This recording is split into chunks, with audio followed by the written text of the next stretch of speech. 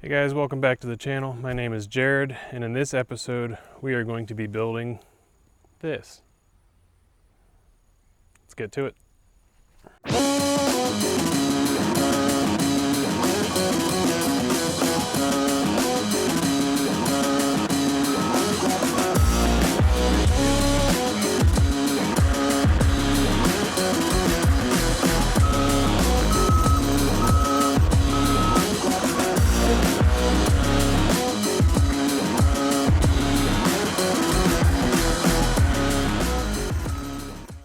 Alright guys, so why did I go ahead and do this? Well, pretty obviously I really needed something to help keep the rain and even the snow in the winter off the boat so I can continue to work on this throughout the winter season. I did learn pretty early on that the forward hatch has a leak in it on the deck, and that drips pretty much right down on the V-berth. And we had about a week and a half straight of rain here a couple of weeks ago, and the interior of the boat just had tons of water in the V-berth area, so that kind of stuff needs to be addressed, but I'm not to the point yet where I'm ready to be replacing hatches and all that kind of stuff. So this was sort of a quick-term solution. That being said, I still wanted it to be relatively affordable. This isn't going to be a permanent structure. This is something that I'm just going to have up until I'm done working on the boat. Hopefully just kind of last through the winter and the next spring until I can get this hopefully kind of water ready. Alright, so how did I go about building this thing? So it's pretty simple. If you watch a couple of other YouTubers, it seems to be like two main styles of these boat sheds that people build.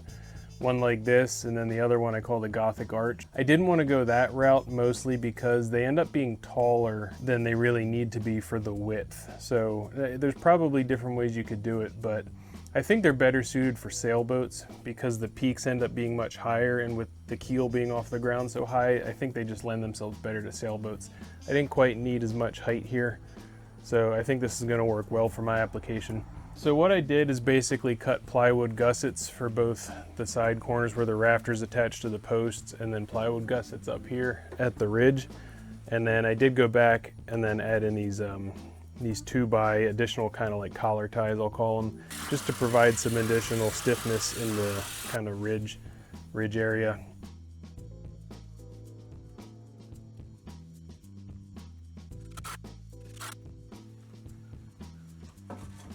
So if we look over here where the rafters tie to the posts, you can see I have a gusset on either side.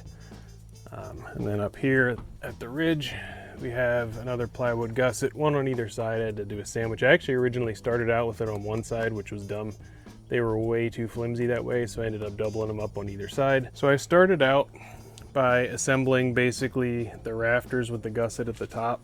So after we had the rafters assembled, it was time to attach the vertical posts, and at that point, we had to kind of get them off of the stack that was in the driveway and sort of stage them to get them up on the boat. And that basically comprised of my wife and my son standing at the bottom of each post to keep it from sliding, and then I was on top of the boat with a rope that was tied to the ridge gusset.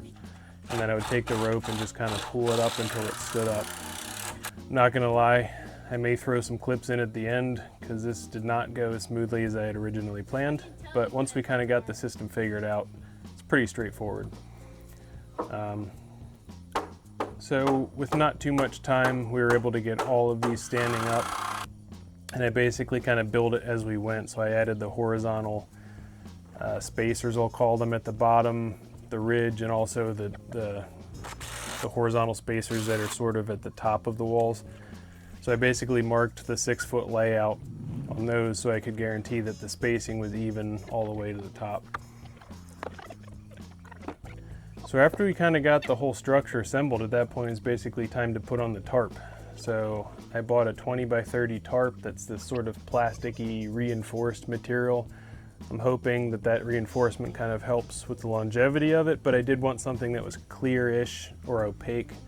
I don't know if that's the right word. Oh, I see. Okay. Basically allowed some light through. I didn't want it to be a regular tarp that allows no light through. Then it would just be kind of hurting myself here with then having to add extra light to be able to see what I'm doing. So I think the tarp that I found is working out very well.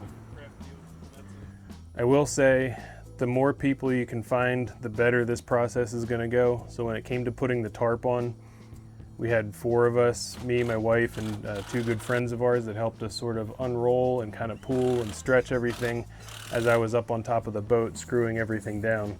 Once we got to the end, I was happy to report that everything kind of worked out. The measurements of the tarp were kind of right on. I was a little nervous that they were going to short me in one of the directions, but it ended up being just about perfect. So overall, I'm really happy with how this turned out. We've had a little bit of rain since I put it up, no leaks, and we've had dew every night, like really heavy dew, and the boat's been pretty much bone dry. So just even having the cover, even with the sides open and everything, it's doing a really good job of minimizing the condensation and things like that. So overall, I'm absolutely thrilled to have this thing up. Now I just hope it lasts the winter and wind and snow, and our winters haven't been that bad lately, so now we'll get like a giant megastorm. But anyway, now that it's up, we can kind of resume working on the boat. I'm currently working on getting the motor disconnected, so that'll be in a future video, so look forward for that. Yeah, that's it. So thanks for watching, guys. We'll see you on the next one. Bye.